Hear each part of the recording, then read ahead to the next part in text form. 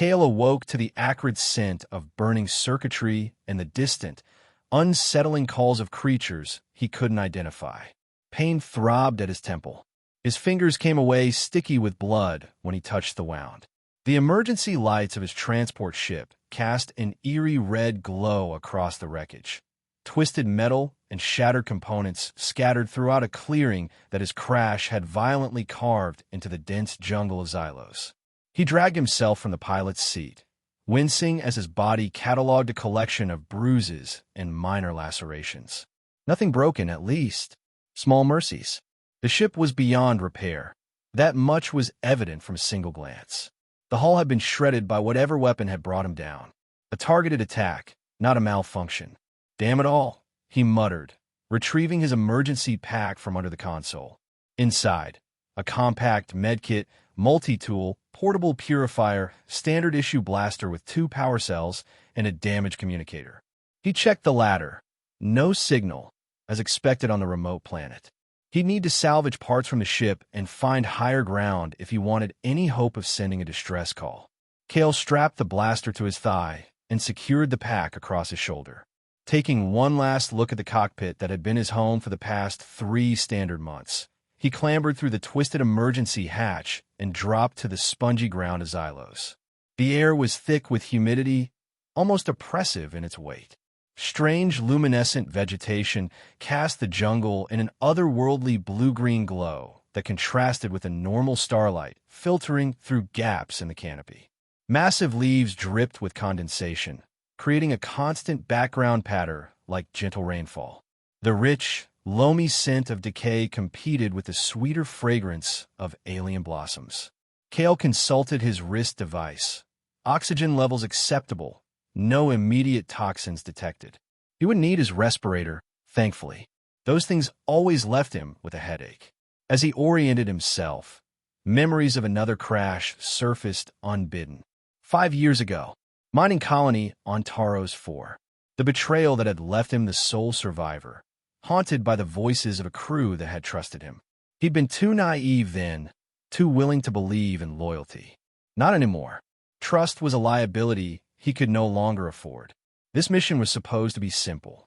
Transport the sealed cargo from the research station on Helios to a private facility on Terram. Don't ask questions. Get paid enough to clear his debts with Moro Syndicate and maybe start fresh somewhere in the Outer Rim. Now he was stranded on a barely charted world, carrying cargo that someone had clearly deemed worth killing for. He needed water, shelter, and a defensible position. The ship wouldn't provide any of those. It would be the first place any pursuers would check. Kale oriented himself toward a small, rocky outcropping visible through the dense foliage. Higher ground was always step 1. 2 hours of careful navigation through the humid jungle, avoiding suspicious-looking flora and startling at the occasional rustling movements in the undergrowth, led Kale to discover something far more interesting than a rocky overlook. Half hidden by centuries of encroaching vegetation stood a structure of unmistakably artificial origin. Smooth, curved walls of a pale material that resembled weathered bone, etched with flowing symbols that seemed to drink in the ambient light. Archaeological surveys mentioned nothing about ruins, Kale muttered, approaching cautiously. Either the structure had been missed entirely in the planetary surveys, or someone had deliberately omitted it from the records. Neither option boded well. A narrow entry arch beckoned, draped with luminescent vines. Kale's instincts warned against entering unknown structures on alien worlds, but the darkening sky and distant rumble of thunder made the prospect of shelter too appealing to ignore. He drew his blaster and ducked inside. The interior was surprisingly illuminated by patches of bioluminescent growth clinging to the high, vaulted ceiling. The air was noticeably cooler and carried an unfamiliar spice scent. The single chamber widened into a circular room with branching corridors leading deeper into the structure. Intricate carvings covered every surface, depicting stylized figures with elongated limbs engaged in what might have been rituals or perhaps recording historical events. A sudden commotion from one of the corridors jolted Kale from his examination, snarls and the sound of something heavy being overturned.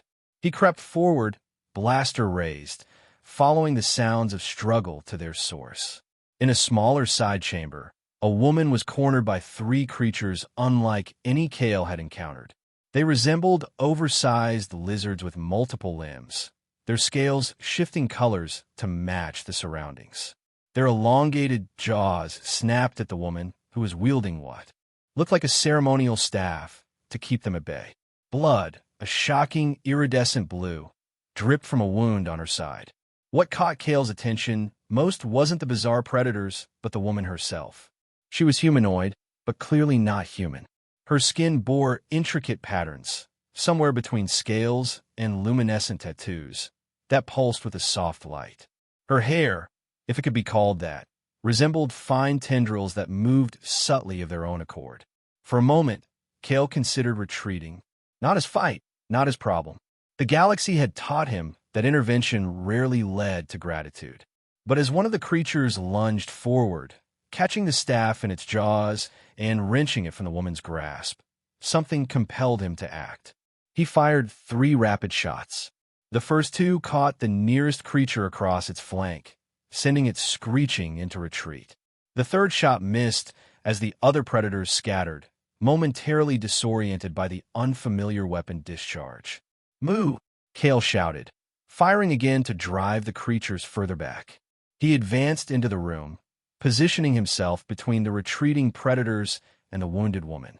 The creatures hissed, their scales flashing warning patterns of crimson and electric blue, before slinking away into shadowed recesses of the chamber. Kale kept his blaster trained on the darkness where they disappeared, listening to their retreating sounds. Only when he was confident they wouldn't immediately return did he turn his attention to the injured woman who had slumped against the carved wall. "You're hurt," he stated, holstering his weapon and reaching for the medkit in his pack. "I have supplies that might help." He knelt beside her, noting that her wound was more serious than he'd initially thought. The blue blood seeped steadily from a deep gash across her ribs. Her breathing was labored, and up close, he could see that her eyes had no visible pupils, just iridescent orbs that reminded him of the night skies on Vega Prime. As he reached toward her injury, her hand shot out with startling speed, catching his wrist in a grip far stronger than her slender frame suggested. Her eyes snapped open, wild and disoriented. The patterns on her skin pulsed more intensely. "Touch me again, human," she hissed, her voice carrying an unnatural resonance that seemed to vibrate in Kale's very bones, "and I'll show you a monster you won't survive." As she spoke, the vegetation nearest to her writhed and curled, as if responding to her distress. The air between them seemed to crackle with an energy Kale couldn't identify, but could certainly feel, like the moment before a lightning strike. Kale froze, then slowly raised his free hand in a universal gesture of peace. "I'm not trying to harm you," he said carefully. "Those creatures might come back. You're losing blood. At least let me help you stop the bleeding." Her gaze bored into him, assessing, distrustful. Finally, she released his wrist, though the dangerous energy around her didn't dissipate. "Do what you must," she said, the words clipped. "Then leave this place. It's not safe for your kind." "It doesn't appear to be particularly safe for you either," Kale replied, cautiously opening his medkit and selecting antiseptic and synthetic skin sealant. "I'm Kale. My ship crashed about 2 clicks east of here." He kept his voice even, working as he spoke. "I'm going to clean this wound. It might sting." She flinched at the antiseptic, but made no sound. The synthetic sealant adhered differently to her skin than it would to a human's, the edges shimmering slightly where they made contact with her unusual physiology. "I'm called Lyra," she finally offered, watching his hands with unblinking intensity. "You should not be on Xylos. None of your kind should."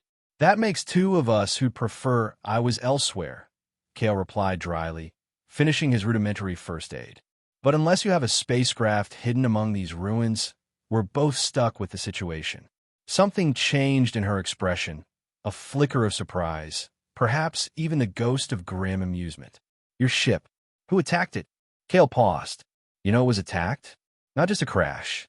Her lips curled slightly. "The sentinels of Xylos see what transpires in our skies.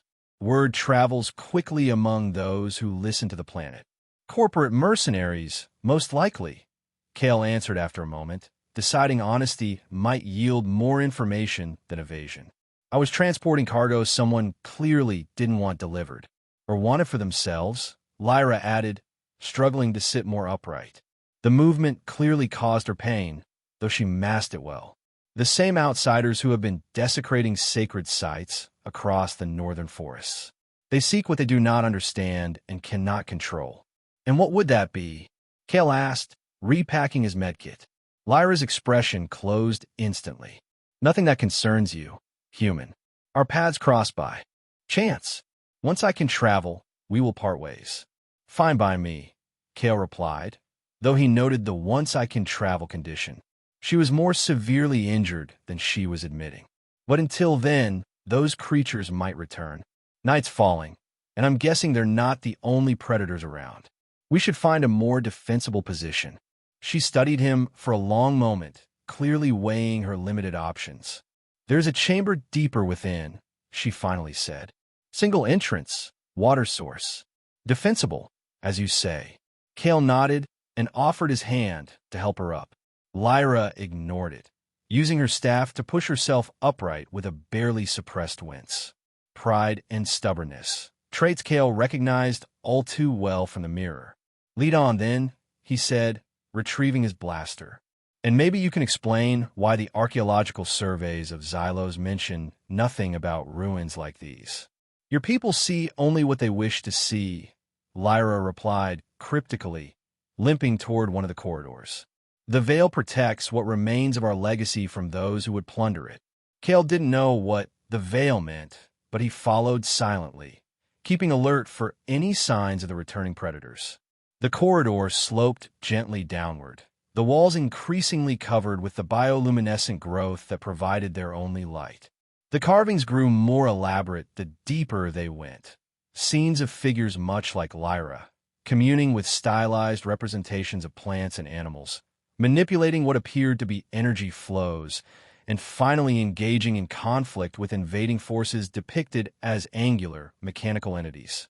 They emerged into a smaller, circular chamber with a clear pool at its center, fed by a trickling spring emerging from the wall. Stone platforms around the perimeter appeared to be sleeping areas or perhaps ceremonial spaces. Most importantly, as Lyra had promised, there was only one way in, the passage they had used. We'll be safe here, Lyra said, lowering herself carefully onto one of the platforms. The Shade Hunters rarely venture this deep into the temples. Shade Hunters, those creatures back there? Kale asked, examining the chamber. Despite his distrust of the situation, he had to admit the space had a strange serenity about it. Lyra nodded weakly. They hunt by sensing body heat and movement. Usually they avoid the temples, but they've grown bolder since.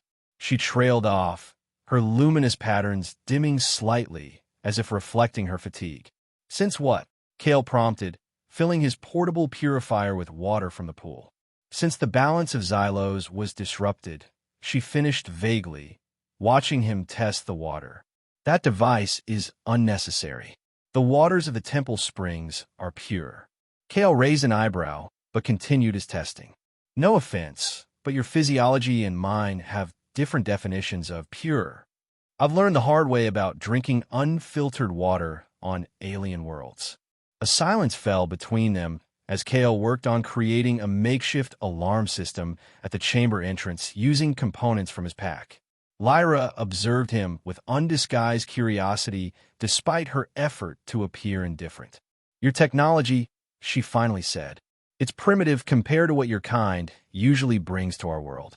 I'm not exactly a corporate expedition, Kale replied. Just a cargo pilot with bad luck and worse employers. What cargo would bring such violence to our skies? She asked, her tone suggesting she already suspected the answer. Kale hesitated. Sealed container. Research materials, officially. Beyond that, I make it a point not to know details. He finished his alarm setup and turned to face her. But I'm guessing you have theories.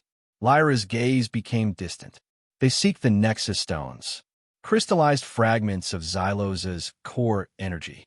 My people. She stopped abruptly, as if catching herself revealing too much. Your people, Kale prompted. Her expression hardened. Rest, human. I require meditation to accelerate my healing. We can speak more when the light returns. Recognizing the dismissal, Kale nodded and settled on a platform across the chamber. Sleep seemed unlikely, but he needed to conserve energy. As he arranged his pack as a makeshift pillow, he found himself stealing glances at his unusual companion. Lyra had assumed a cross-legged position, eyes closed, hands resting palms up on her knees. The patterns on her skin pulsed with a slow, rhythmic glow that somehow matched the dripping of water from the spring. Despite her hostility, there was something mesmerizing about her, an alienness that went beyond physical appearance, suggesting a profound connection to forces Kale could sense but not comprehend. He drifted into an uneasy sleep plagued by disjointed dreams. The screams of his former crew as their ship broke apart, shadowy figures pursuing him through endless corridors, and Lyra, transforming into something both terrifying and beautiful, with too many limbs and eyes that contained entire galaxies. He awoke to Lyra's scream. She thrashed on her platform, locked in the grip of what appeared to be a nightmare. The patterns on her skin flashed chaotically, and the water in the pool rippled as if disturbed by an unseen force. Without thinking, Kale rushed to her side, careful not to touch her as he remembered her warning. Lyra, he called. Wake up. You're dreaming. Her eyes snapped open, filled with terror that quickly transformed to rage when she registered his proximity. The air around them crackled with that same strange energy he'd felt earlier. I told you to stay away, she snarled, backing against the wall. You were having a nightmare, Kale explained, maintaining his distance. Screaming. I thought those creatures might have returned. Her breathing gradually steadied, the chaotic pulsing of her skin patterns slowing to a more regular rhythm. Not creatures, she finally said, her voice hollow. Memories. Kale returned to his platform, giving her space.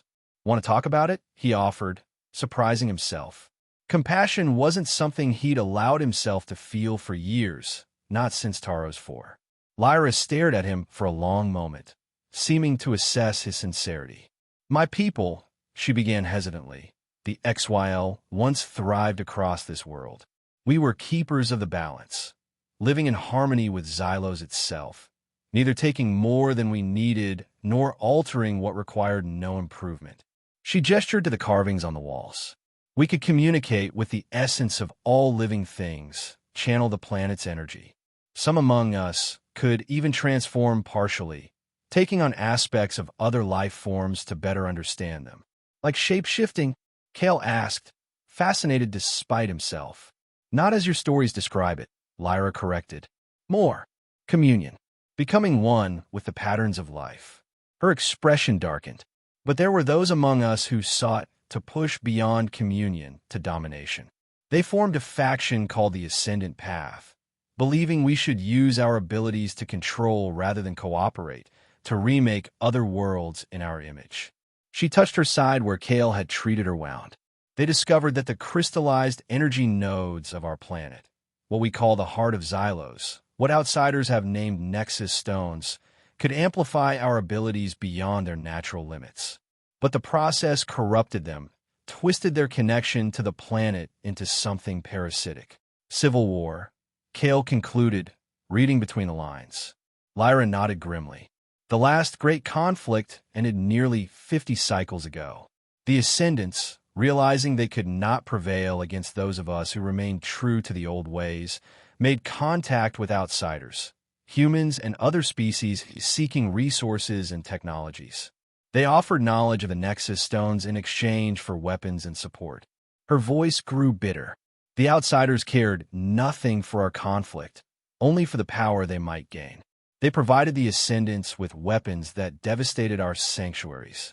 When the slaughter was complete, they turned on their allies, hunting the remaining Ascendants for their biological secrets. And your people? Kale asked quietly.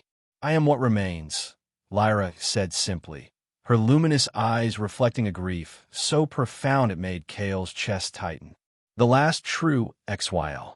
The others were slaughtered or fled to the deepest wilds, severing their connection to civilization. I remain to protect the most sacred sites, to ensure the heart of Xylos does not fall into the hands of those who would abuse its power. The weight of her solitude struck Kale. To be the last of one's kind. It was a loneliness beyond his comprehension. The nightmare, he ventured carefully. Was it about the slaughter? Lyra's gaze dropped to her hands. Always.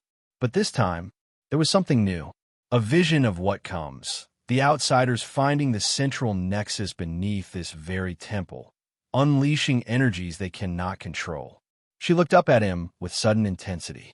Your crashed ship and the cargo you carry, they are part of this. The patterns align too perfectly for coincidence. Kale frowned. What exactly do you think I'm carrying? A key, Lyra said. Ancient XYL technology recovered from a temple in the southern hemisphere. Technology that could bypass the protections around the central nexus. The revelation hit Kale like a physical blow. If true, it explained why his seemingly routine cargo transport had attracted such deadly attention. He was nothing more than an unwitting courier in a much larger game. If that's true, he said slowly, then whoever shot me down will be looking for the cargo. They'll be coming here. Yes, Lyra confirmed, rising to her feet with visible effort. And we cannot remain. If they obtain both the key and access to the central nexus, the consequences would devastate not only Xylos, but potentially all worlds within reach. Of those who wield such power. Kale questioned, raising an eyebrow. A minute ago you could barely say 2 words to me without threatening to show me your monstrous side. A faint, sad smile crossed Lyra's features. Circumstances change, human. You have skills I lack, knowledge of outsider technology, combat experience against their weapons. I have knowledge of Xylos and abilities you do not possess. She extended her hand in a gesture that clearly cost her pride. An alliance of necessity. Kale hesitated only briefly before accepting her hand. Her skin was cooler than human norm, and the contact sent a subtle vibration through his arm. Not unpleasant, but distinctly alien. Allies, then, he agreed. At least until we deal with whoever's hunting us. But I need to know what I'm up against. No more vague warnings or half-truths. Lyra inclined her head slightly. As you wish. But we must move. The sun rises, and with it, our hunters. They gathered what supplies they had and prepared to leave the sanctuary of the chamber.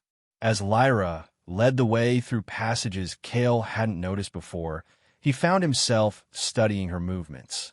Despite her injury, she moved with fluid grace, her awareness extending to her surroundings in a way that suggested she perceived more than mere physical space.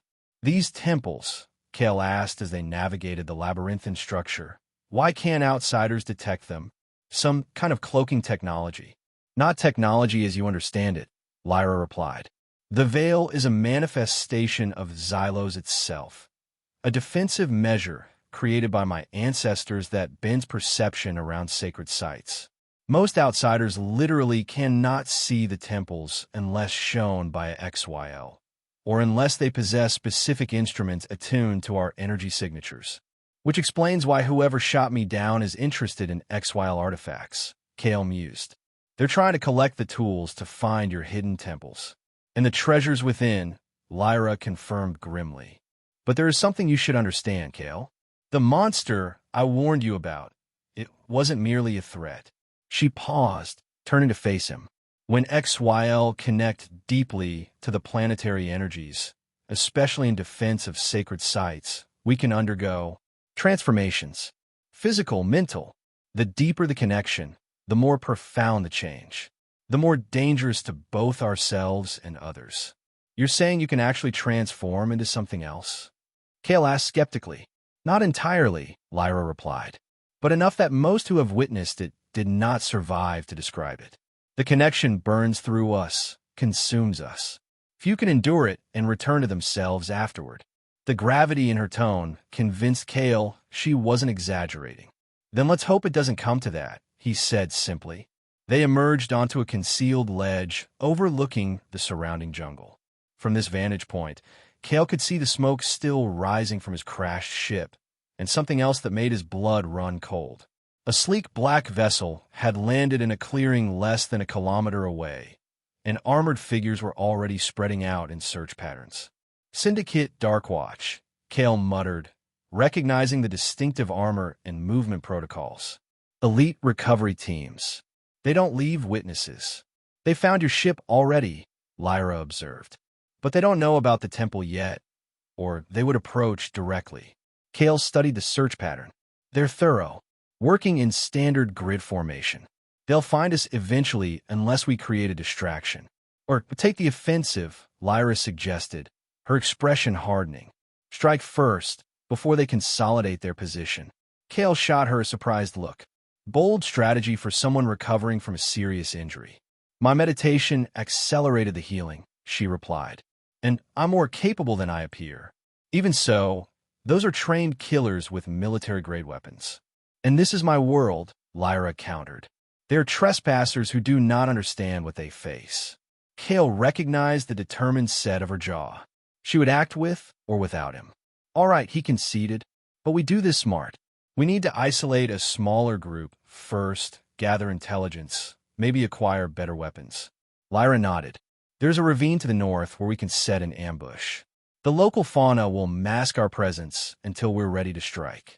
They moved swiftly through the jungle, Lyra navigating with supernatural confidence, while Kale kept watch for pursuit. The ravine she led them to was perfect, narrow enough to funnel enemies into a killing zone, with dense, overhanging vegetation for concealment. How do we lure them here? Kale asked as they prepared positions. Lyra produced a small crystalline object from a pouch at her belt. This fragment of Nexus stone will emit an energy signature they're looking for when activated. Their instruments will detect it and bring them running. Kale finished, impressed by the simplicity of a trap. Let's do it. They didn't have to wait long. Within 20 minutes, Kale's enhanced hearing picked up the sound of armored figures moving through the undergrowth. He signaled to Lyra, who had positioned herself on the opposite side of the ravine, partially concealed by bioluminescent ferns that seemed to react to her presence by dimming their natural glow. 4 Darkwatch operatives entered the ravine, moving with professional caution, but clearly drawn by the energy signature. Their sleek black armor featured enhanced visual systems and what Kale recognized as pulse rifles. Deadly weapons designed to minimize damage to valuable artifacts while maximizing tissue damage to organic targets. Kale waited until all 4 were within the narrowest section of the ravine before triggering the crude tripwire he'd set up. Simultaneously, Lyra made a subtle gesture that caused the vegetation along the ravine walls to suddenly animate, vines whipping out to entangle the nearest operative's legs. The ambush worked perfectly. In the ensuing chaos, Kale dropped the rear guard with a precision shot from his blaster, while Lyra somehow compelled the local equivalent of stinging insects to swarm another operative. The remaining 2 managed to take defensive positions behind rock formations, but their retreat was cut off. Surrender your weapons, Kale called out. We just want information. The answer came in the form of concentrated fire at his position, forcing him to duck behind cover as superheated plasma scorched the stone near his head. Negotiation has failed, Lyra observed dryly from her position. So I noticed, Kale replied, checking his blaster's power cell. Cover me. Without waiting for acknowledgement, he rolled to a new position and fired 3 rapid shots that forced the operatives to duck. In that moment of distraction, Lyra made a flowing gesture with both hands. The ground beneath the operatives' feet suddenly softened, becoming quicksand-like and immobilizing them to their knees. Taking advantage of their predicament, Kale rushed forward, disarming the nearest operative with a swift kick before the man could bring his weapon to bear. The second managed to fire, the shot grazing Kale's shoulder, but Lyra was there in an instant. Her hand touched the operative's exposed neck, and the man went rigid, eyes rolling back as he collapsed. What did you do to him? Kale asked, securing the fallen weapons. Disrupted his neural pathways temporarily, Lyra explained. He'll wake with a severe headache, but no permanent damage. She turned to the remaining conscious operative. You will answer our questions. The man glared at them through his partially retracted helmet visor. I answer only to Syndicate command. The Syndicate isn't here, Kale pointed out, kneeling to examine the man's armor insignia. But I am, and I'm very interested in why you shot down my ship. Cargo retrieval. The operative responded after a tense silence. Standard protocol for high-value asset recovery. And the pilot was expendable, Kale concluded bitterly. Who ordered the operation? Morrow himself. The operative's expression revealed surprise before he could mask it. You're working for Morrow? Kale exchanged a glance with Lyra. I was delivering cargo for one of his subsidiaries. Apparently, I wasn't meant to complete the delivery. Morrow doesn't control this operation, the operative finally said. We're contracted to Proxima Corporation, Xenoarchaeology Division. Dr. Vex is field commander. Lyra's head snapped up at the name. Vex is here? On Xylos. The operative smirked. He's very interested in meeting the last XYL. Has been for years. A cold realization washed over Kale. This wasn't about the cargo at all. The cargo was bait for her. He nodded toward Lyra. Smart pilot, the operative confirmed. Dr. Vex has been hunting her kind for a decade. The artifacts are valuable, but living XYL tissue is priceless, especially from a pure bloodline. Lyra's expression had become dangerously still, the patterns on her skin pulsing with accelerating intensity. Vex was there, she whispered, at the Meridian Temple massacre. He led the outsiders who betrayed the Ascendants. He's built quite a reputation since then, the operative added, seeming to enjoy Lyra's distress. The foremost expert on XYL biology and Nexus Stone applications. The neural disruptors your forces used in the Civil War? His early prototypes, based on studying captured XYL. Kale saw Lyra's control slipping, the air around her beginning to shimmer with the same dangerous energy he'd sensed before. He quickly knocked the operative unconscious with the butt of a pulse rifle. Lyra, he said firmly, stay with me. We need to move before the rest of their team comes looking. Her gaze, when it met his, contained galaxies of rage and pain. For a moment, Kale thought she might give in to whatever transformation she had warned him about. But gradually, the energy dissipated, though the patterns on her skin continued to pulse erratically. Vex, she repeated, the name like poison on her tongue. He didn't just study our artifacts. He vivisected captured XYL to understand our connection to the planet. And now he's here, seeking the central nexus. Then we stop him, Kale said simply. But first, we need to know his full plan. They salvaged what equipment they could from the fallen operatives. 2 pulse rifles with spare power cells, communication devices, and most valuably, a tactical datapad containing mission parameters.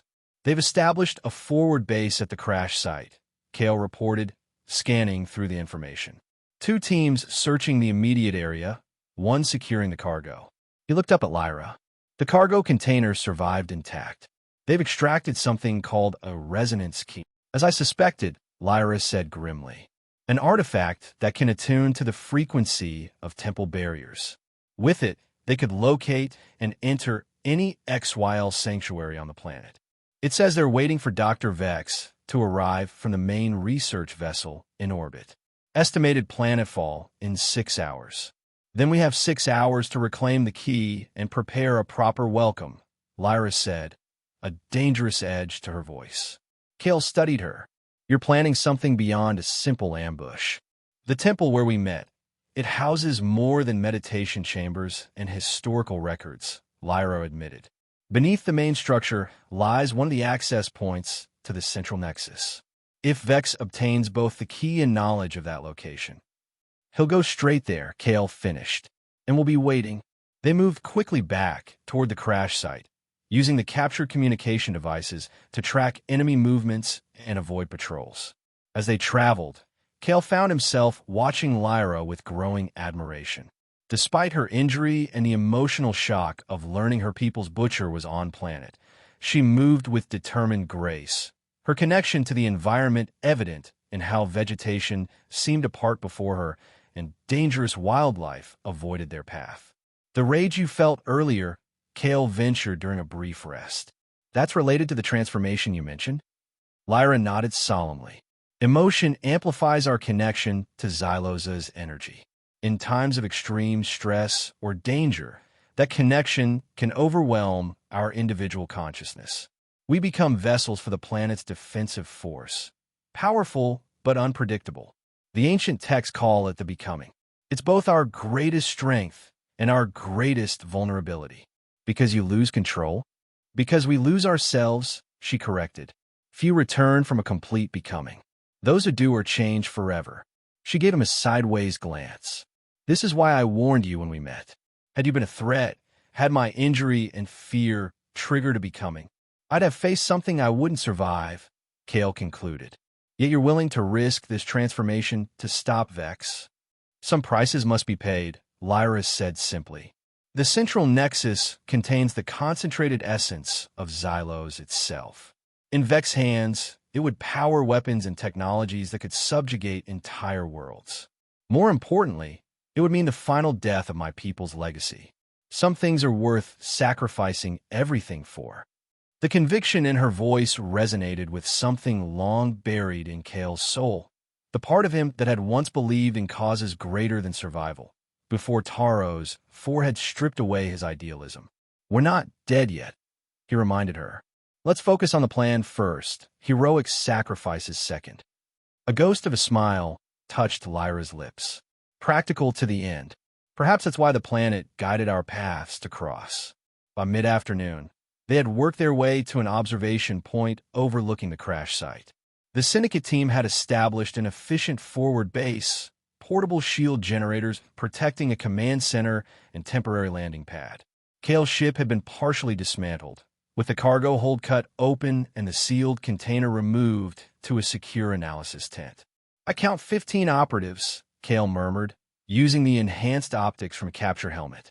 Automated sentry turrets at the perimeter. The resonance key is likely in that secured tent with the additional guards.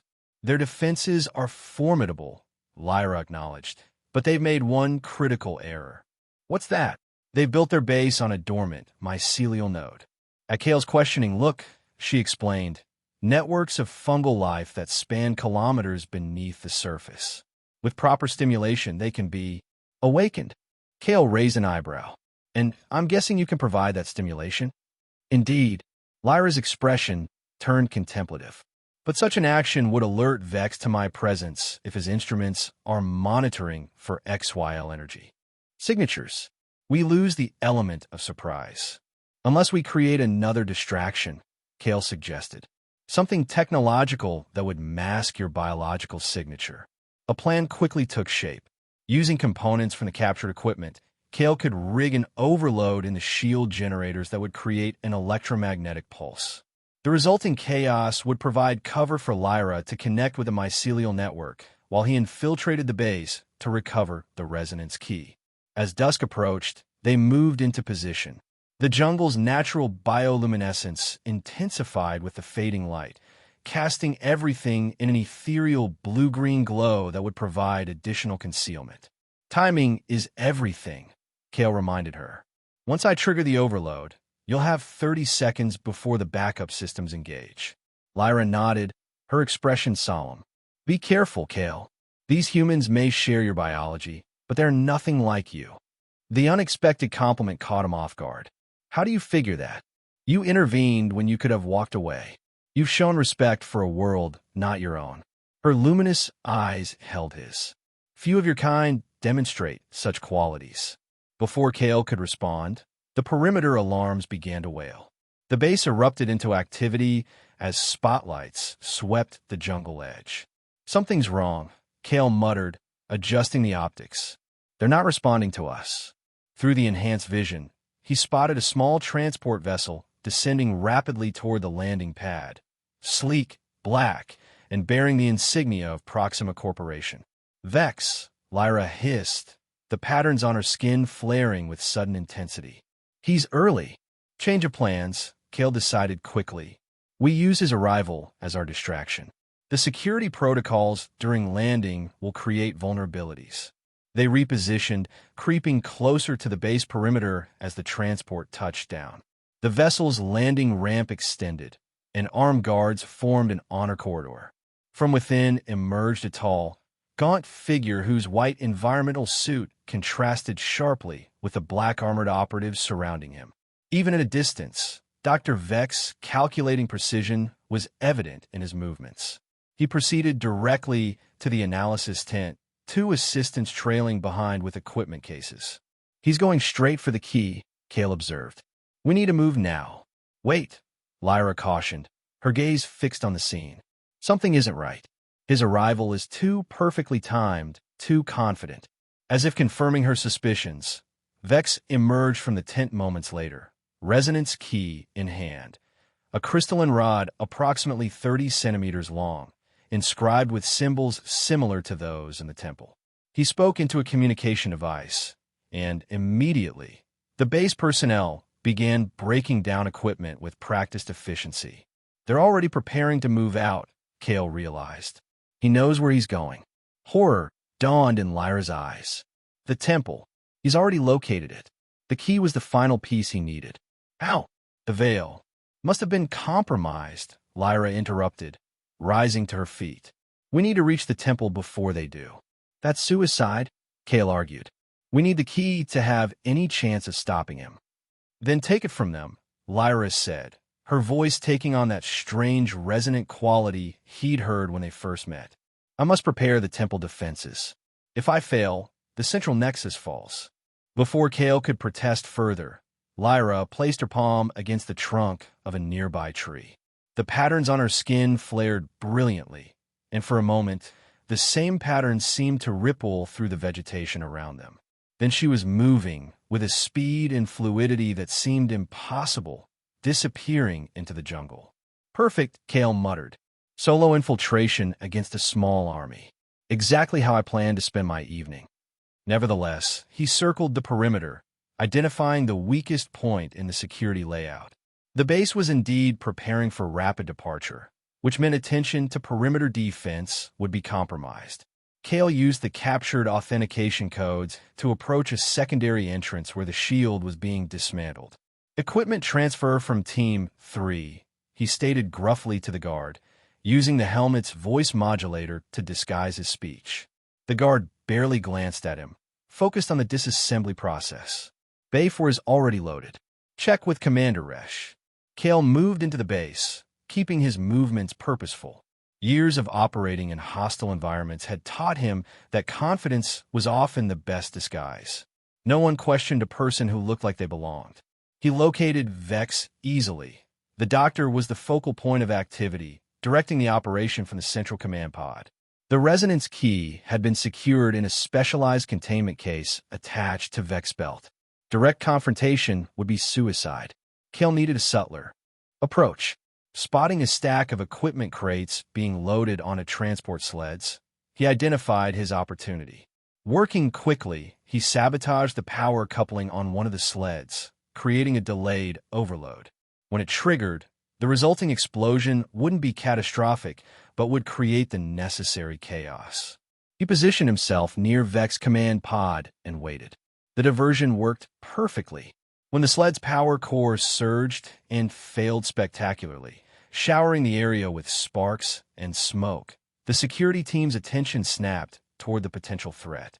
In that moment of distraction, Cale moved. He approached Vex from behind, pressing the muzzle of his stolen pulse rifle against the doctor's spine. "Don't move," he murmured, keeping his voice low.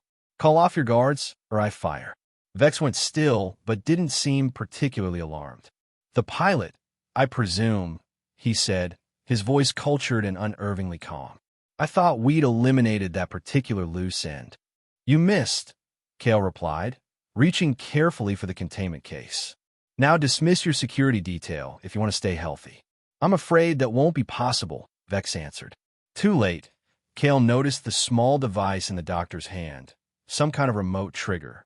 Pain exploded through Cale's nervous system as an electromagnetic pulse targeted his stolen armor, the safeguards having been remotely disabled.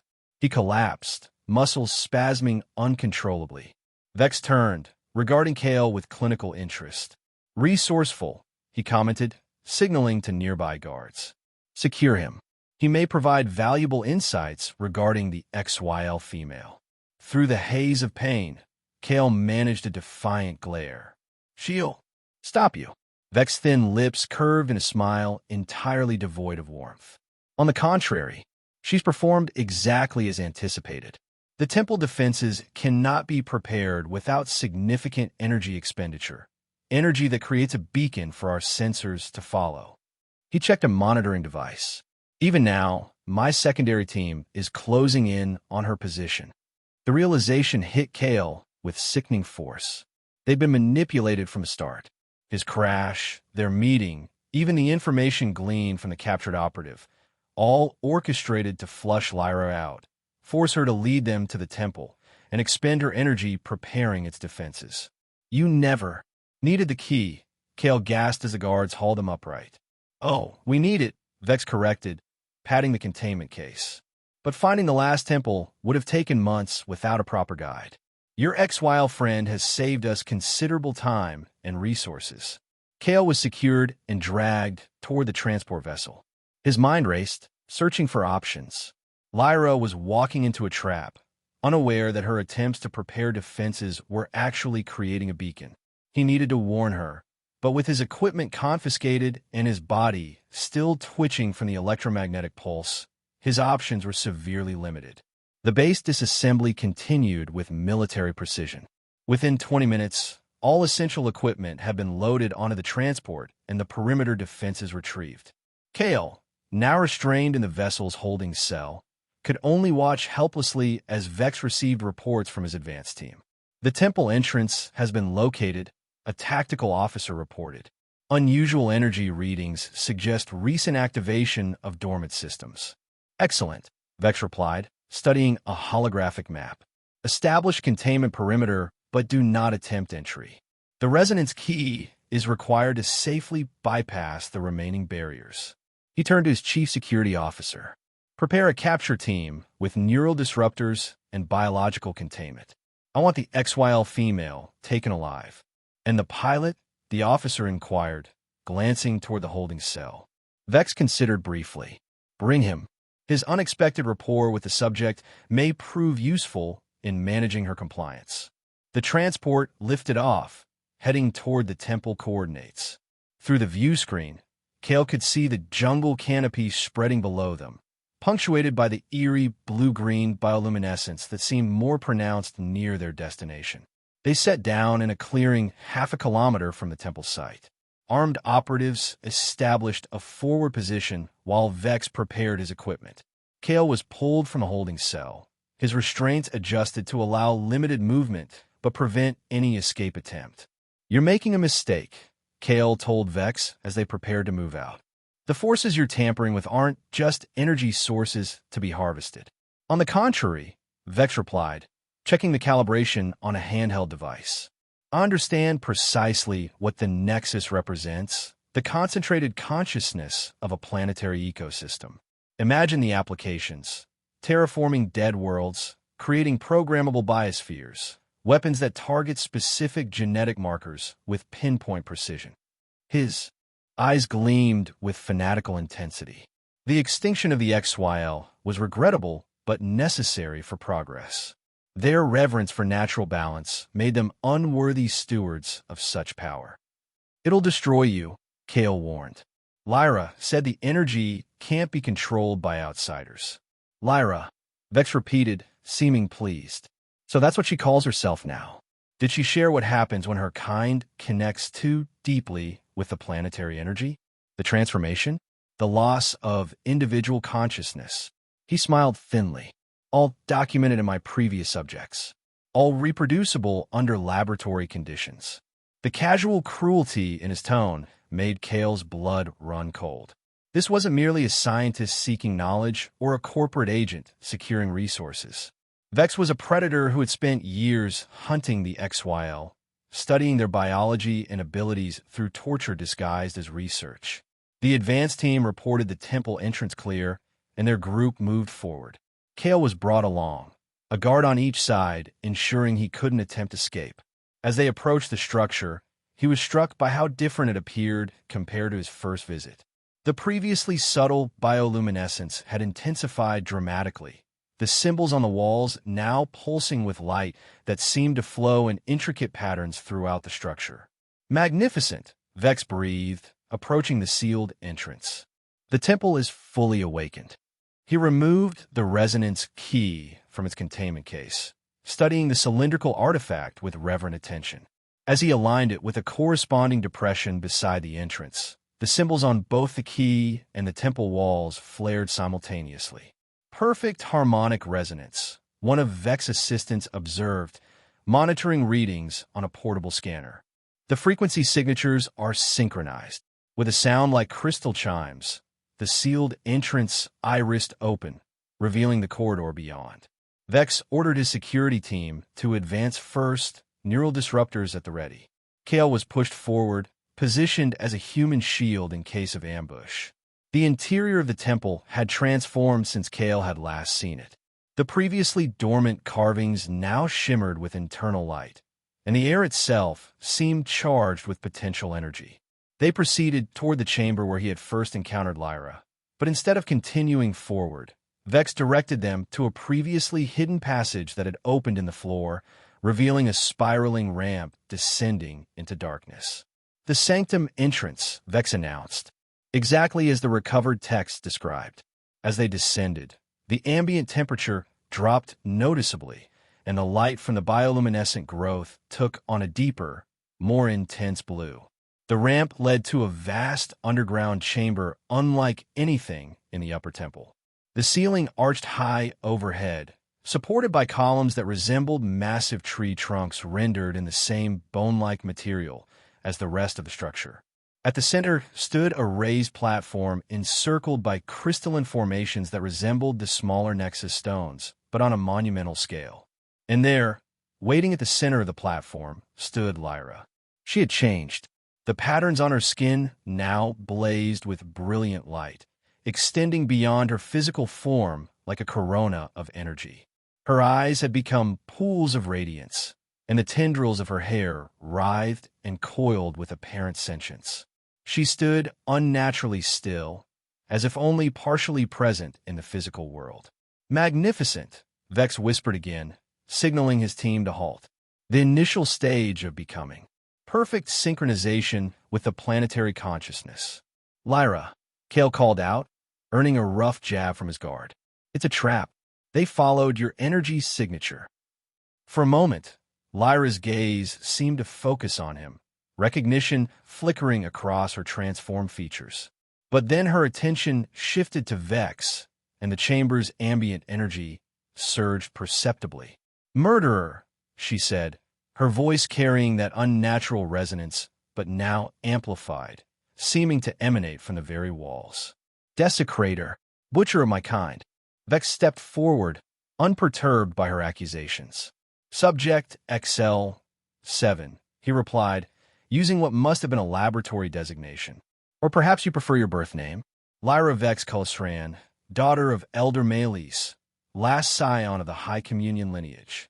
A visible shock passed through Lyra at the use of her full name. "How do you know such things?" Vex finished for her. "I've studied your people for decades, interviewed survivors before harvesting their genetic material, documented the dissolution of their consciousness during forced becoming." He gestured to the resonance key still in his hand. "This particular artifact was recovered from your own family's sanctuary.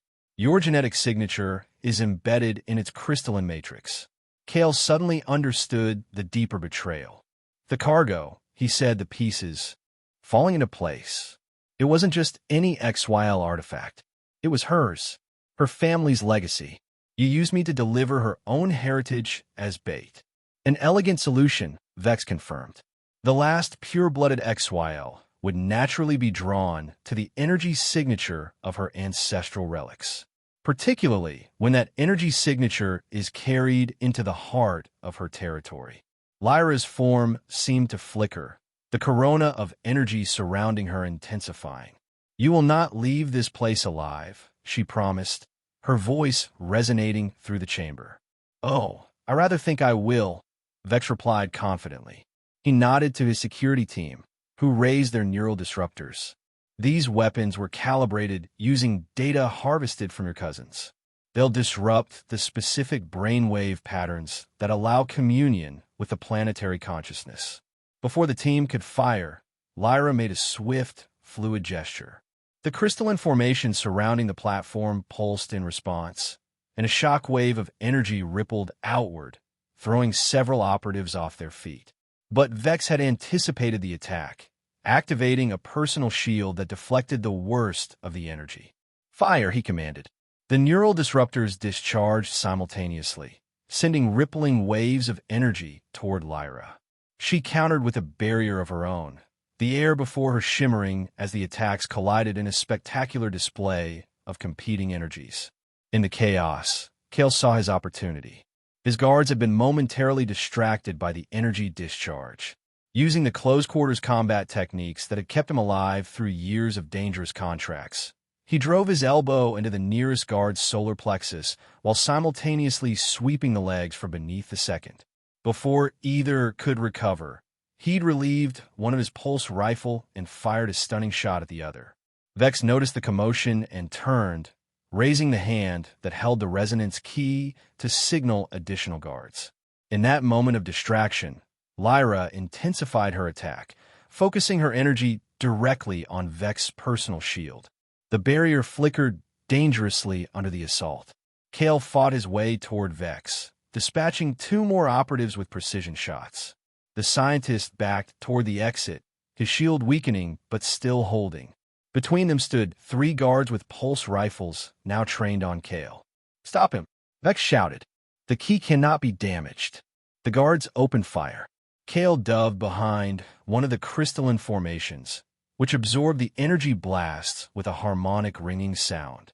To his surprise, the crystal began to glow more intensely where the blasts had struck, apparently feeding on the absorbed energy. An idea formed. "Lyra," he called out. "The crystals, they amplify energy." Whether she understood his meaning or simply sensed his intent through her connection to the temple, Lyra redirected her attack. Instead of targeting Vex directly, she sent a focused beam of energy into the crystal nearest Kale. The formation absorbed the energy and immediately channeled it into the adjacent crystals, creating a cascading circuit that rapidly encircled the chamber. The amplified energy built to a crescendo before discharging in a spectacular burst that overloaded Vex's shield. The doctor staggered, momentarily vulnerable. Kale seized the opportunity, charging forward and tackling Vex to the ground. They struggled briefly for the resonance key, but Kale's combat experience gave him the advantage. With a decisive strike, he knocked the artifact from Vex's grasp, sending it skittering across the chamber floor. "No!" Vex cried, his composure finally cracking. "Do you have any idea what you've done?" The resonance key, now free of its containment, began to react to the charged atmosphere of the chamber. It rose from the ground, floating of its own accord toward the platform where Lyra stood. The remaining security team, recognizing the shifting balance of power, began a disorganized retreat toward the exit. Vex reached for a concealed weapon, but Kale was faster, delivering a precise blow that rendered the doctor unconscious. Securing Vex's hands with the restraints that had so recently bound his own, Kale turned his attention to the unfolding scene at the chamber center. The resonance key had reached Lyra, hovering before her. As she extended her hand to receive it, the artifact's glow intensified, matching the patterns on her skin. The moment she touched it, a transformation began. The key dissolved into pure energy that flowed into Lyra's form. The crystalline formations throughout the chamber pulsed in synchronization, creating a rising harmonic tone that seemed to resonate with the very foundations of the temple. Lyra's physical form began to shift, her outline becoming indistinct as the corona of energy surrounding her expanded. "Lyra," Kale called out, unsure if she could still hear him, still maintain her individual consciousness amidst the overwhelming planetary energy. For a breathless moment, it seemed she was lost, subsumed by the becoming she had warned him about. But then her transformed gaze found him, and he saw recognition there, a deliberate maintaining of self despite the flood of power. Kale, her voice resonated, now seeming to come from everywhere at once. The Nexus accepts its guardian. The balance will be restored. What's happening to you? He asked, approaching the edge of the platform, but hesitant to step onto it. I'm becoming what I was always meant to be, she replied. The last of my line, joining with the first of a new beginning. The temple will be sealed to outsiders once more, the knowledge and power it contains protected until those worthy of it emerge. Kale glanced back at the unconscious Vex. And him, his organization? They'll keep coming. They will find nothing, Lyra assured him, gesturing toward the chamber entrance. Energy flowed from her extended hand, sealing the passage they had used. The veil will be strengthened. No technology will penetrate it. The resonance key is returned to its source. Realization dawned on Kale. You're sealing everything, including yourself. It wasn't a question. It is necessary, she confirmed, a note of sadness entering her multi-layered voice. But you must leave, Kale. Return to the worlds beyond. You do not belong in the embrace of a Nexus. And if I want to stay? The question surprised him as much as it seemed to surprise her. The energy surrounding Lyra flickered, her expression becoming momentarily more defined, more individual. You would remain on a world that will become increasingly hostile to outsiders. Forsake your kind for a life of isolation. Kale thought of the life that awaited him beyond Xylos, debts, dangerous contracts, the constant wariness of betrayal. Then he looked at Lyra, transformed yet still present, still herself despite the awesome power flowing through her. I've never really belonged anywhere, he said simply. But here, with you, I felt something different, something worth protecting. Her transformed features softened. The path would not be easy. The full awakening of the Nexus will change Xylos.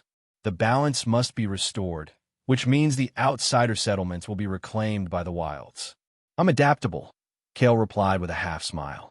For a long moment, Lyra seemed to consider, communing with the energies flowing through her. Finally, she extended her hand. Then approach, Kale. If your intention is true, the Nexus will accept you as it has accepted me.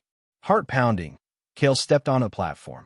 Immediately, he felt the energy surrounding Lyra reach out to him, testing, probing, assessing his essence in ways that transcended physical sensation. It was neither painful nor pleasant, simply overwhelming in its thoroughness. Your heart bears scars, Lyra observed, her voice gentle despite its resonance. Betrayal, loss, isolation. Yet beneath them lies something unbroken, something the Nexus recognizes. The energy intensified, lifting Kale slightly from the platform. For one terrifying moment, he felt his consciousness begin to dissolve, his sense of self fragmenting before the vastness of the planetary awareness. Then Lyra's presence was there, a beacon of individuality within the cosmic flow, guiding him, showing him how to remain himself while accepting the connection. When the energy finally receded, Kale found himself changed. Not transformed as dramatically as Lyra, but altered nonetheless. His senses had expanded beyond normal human perception. He could feel the life pulse of the jungle above, sense the movements of creatures kilometers distant. Most importantly, he could perceive Lyra on multiple levels, both her physical form, now settled into a new equilibrium that balanced human appearance with XYL energy patterns, and her presence within the networked consciousness of Xylos. What happens now? He asked, his own voice sounding strangely flat after experiencing the resonant tones of the Nexus. Lyra smiled, her expression more like her original self, though the patterns on her skin still pulsed with internal light. Now we restore balance. Beginning with him, she turned toward the still unconscious Vex. His knowledge makes him dangerous, but the Nexus offers a more fitting justice than death. With a gesture, she summoned a small, luminous crystal from the formations encircling the platform. It hovered above Vex's forehead for a moment before dissolving into his skin. The doctor's body convulsed once, then went still. What did you do to him? Kale asked, removed his specialized knowledge while leaving his basic functions intact, Lyra explained. He will awaken with no memory of the XYL, the Nexus Stones, or his research. His obsession and cruelty have been excised. She opened a new passage in the chamber wall, not the one they had entered through, but a different path that spiraled upward. This will lead to the surface, far from this temple. His remaining team will find him wandering, confused but physically unharmed. They will assume neurological damage from the energy discharge. Without his driving vision, the Proxima operation will lose focus and eventually abandon Xylos. Elegant, Kale commented, impressed by the justice that punished the crime without destroying the criminal. The way of the XYL, Lyra replied. Harmony requires balance, not vengeance.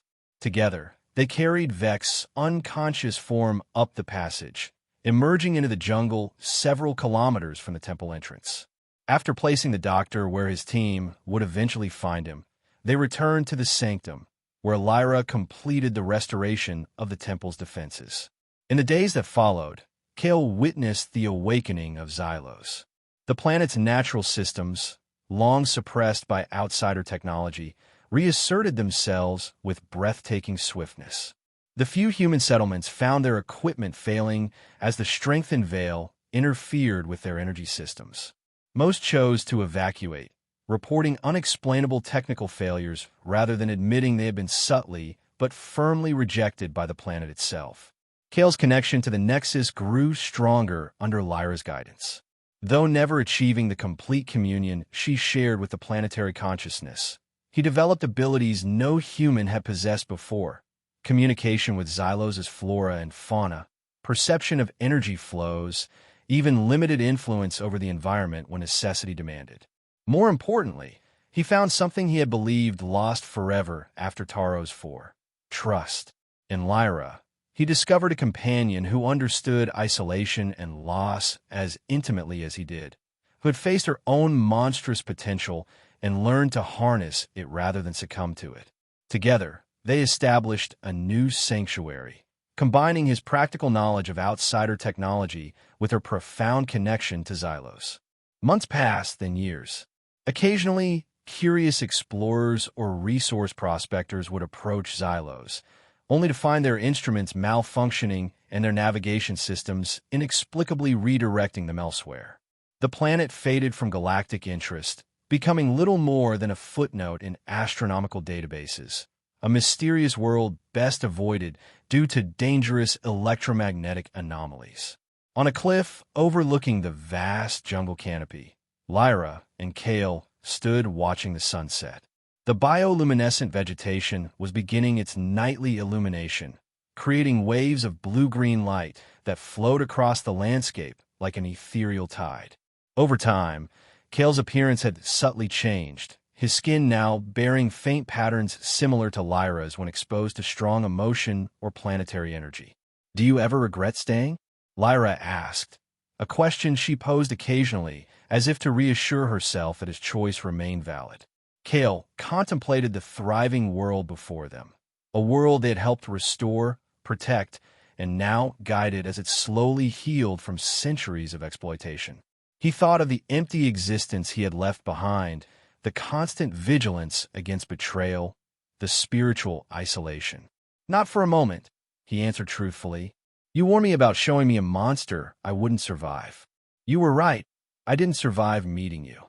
At her questioning look, he explained, "The man who crashed on this planet died here. Someone new emerged. Someone better." Lyra's patterns glowed softly with pleasure at his words. "The becoming takes many forms," she said, taking his hand. The energy that had once threatened to consume them both now flowed harmoniously between them, a symbol of the balance they had achieved, between individual and community, between technological skill and natural wisdom, between human and XYL. As twilight deepened into night, they returned to their sanctuary, guardians of a world reborn and architects of a future neither could have imagined when they first collided amid the wreckage of deception and loss. The monster Lyra had warned of had indeed emerged, but rather than destroying them, It had transformed them both into something greater than either could have become alone. And across the vast expanse of Xylos, the Nexus pulsed with renewed vitality, its consciousness embracing the unlikely pair who had found redemption in each other's monstrousness, creating harmony from the very qualities that had once isolated them from their respective kinds.